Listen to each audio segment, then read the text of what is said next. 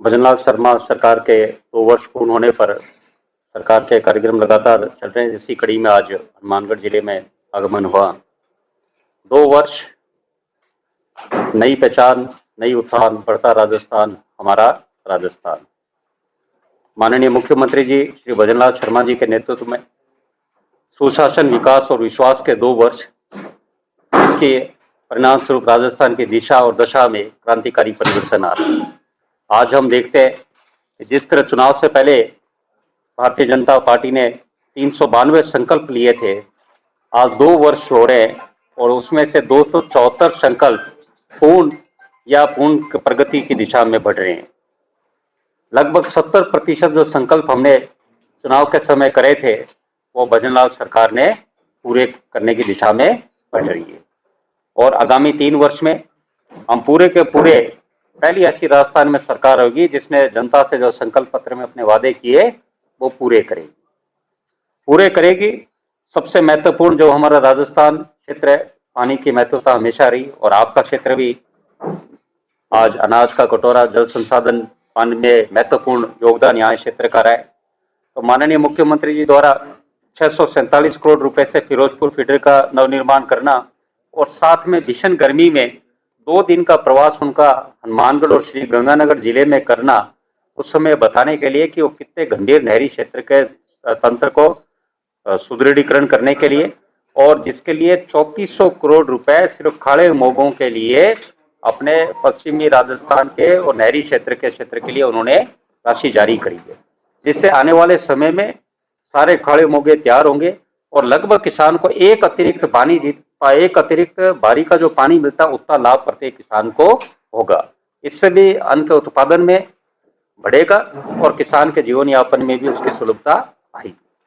साथ में राम सेतु लिंक जो कि 26,000 करोड़ का प्रोजेक्ट है, उसका कार्यादेश जारी कर दिए जा चुके हैं, जिससे लगभग 4 लाख हेक्टेयर भूमि का कृषि योग्य भूमि उपयोग हो पाएगी। यमुना समझौता लागू किया जिससे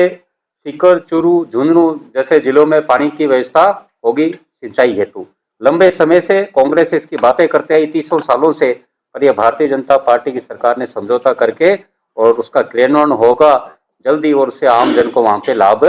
मिलेगा। जल जीवन मिशन के माध्यम से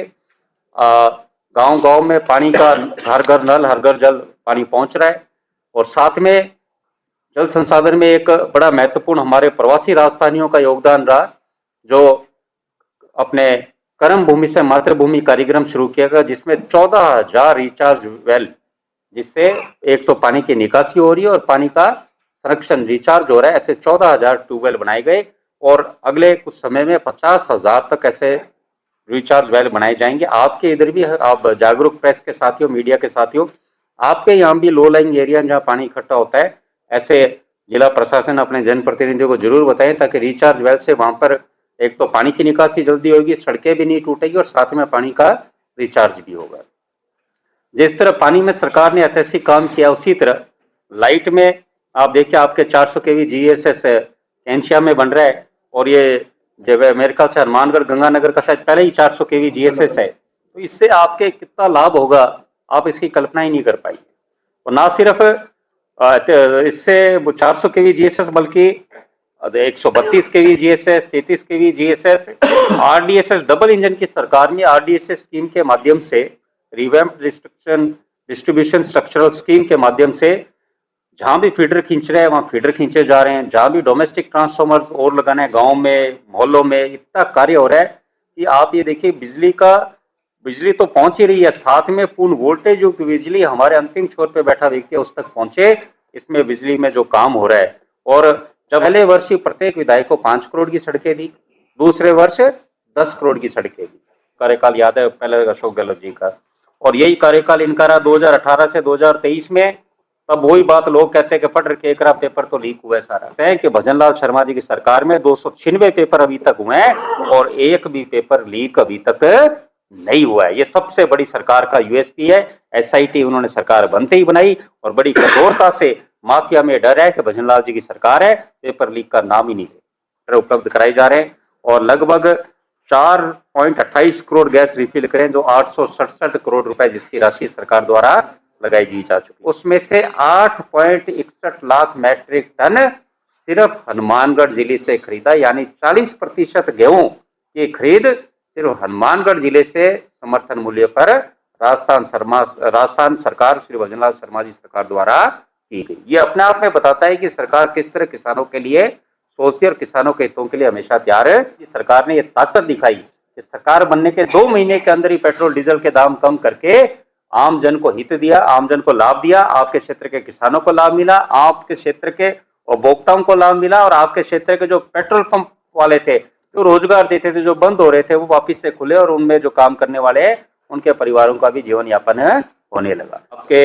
हनुमानगढ़ के कुछ विषय जो मेरे पास है, जहाँ काम हुए जो पिछले 2 वर्ष में, जिसमें 509 करोड़ लागत से संगरिया, टीबी, रावतसर, हनुमानगढ़, पीलीबंगा में 1,07,000 हेक्टेयर सिंचित भूमि में पक्के खाले मोगों का। ये देखिए आज तक किसी ने नहीं किया। पूरे हम देख रहे हैं, चाहे गंगानगर हो, हनुमानगढ़ हो, चाहे हमारे बीकानेर में भी माननीय मुख्यमंत्री जी 16 को लूणकरण सर भी आ रहे हैं मेरे विधानसभा में, तो वहां पे भी 185 करोड़ के कवर्स एंड लिफ्ट जो चलती है हमारे, उसके जितने खाड़े मोगे हैं उसके लिए राशि जारी की जा चुकी है। उसमें काम तो बड़ा ऐतिहासिक काम हो रहा है कि जो साथ में 325 करोड़ की लागत से गगर नदी के बहाव क्षेत्र में बाढ़ सुरक्षा की, तो माननीय मुख्यमंत्री जी ने खुद उस क्षेत्र का दौरा किया, हम सब साथ थे उसमें। तो ये भी एक बड़े महत्वपूर्ण मांग आपके क्षेत्र की रही, उसके लिए भी राशि जारी की, उसकी भी टेक्निकल सेक्शन जारी की जा चुकी है उसकी भी।